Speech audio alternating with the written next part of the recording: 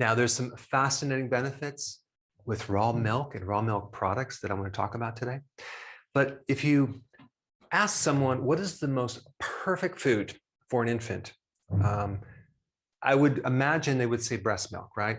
Because breast milk is something that's been created over a very long period of time as a survival thing. You can build a very healthy baby on breast milk. And if an infant is not fed breast milk, oh my gosh, their risk for all sorts of problems go way up.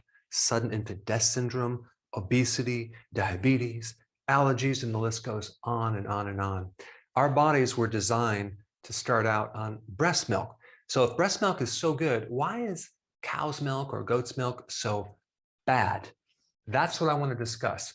Well, I think it really has to do with the quality of milk, okay? Pasteurization. Now, I'm not saying that there wasn't outbreaks of certain diseases like TB and things long ago due to sanitation.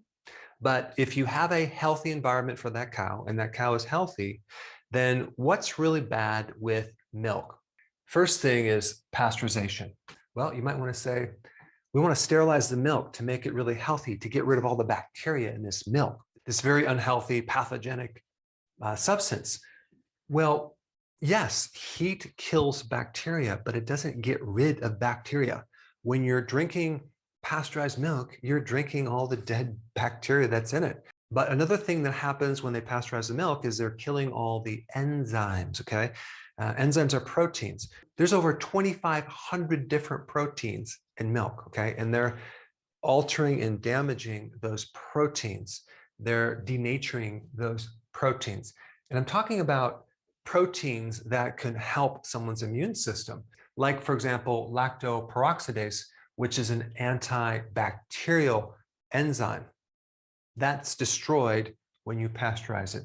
Lactoferrin, which is a protein that starves off pathogens from iron, okay? So when you have pasteurized milk, that's destroyed. The antibodies in milk are also destroyed. That is an immune benefit that you won't have. Also, lactase bacteria are destroyed.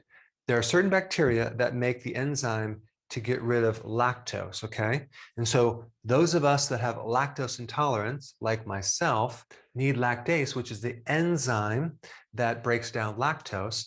And in raw milk, there's that enzyme, okay, from that bacteria. So raw milk has a lot of good bacteria that can help us. Now, there's also like 400 different types of fatty acids in raw milk that are destroyed when you homogenize the milk, okay? Homogenation is about breaking up the fat into small little particles that now you lose the function of that fatty acid because you're now mixing the cream with the other part and it won't separate. And I don't know about you, but my body craves the cream on raw milk. In fact, I could probably live on that cream. It's so delicious and it's so good for you. It has something called the Wilson factor. What is the Wilson factor? That's an anti-stiffness factor. And I'm not going to give you the long chemical name, but it's good for rheumatoid arthritis and stiffness because it's anti-inflammatory, especially stiffness in your wrists. Now, I do want to say that I don't drink raw milk. I actually consume raw milk products that are fermented, okay?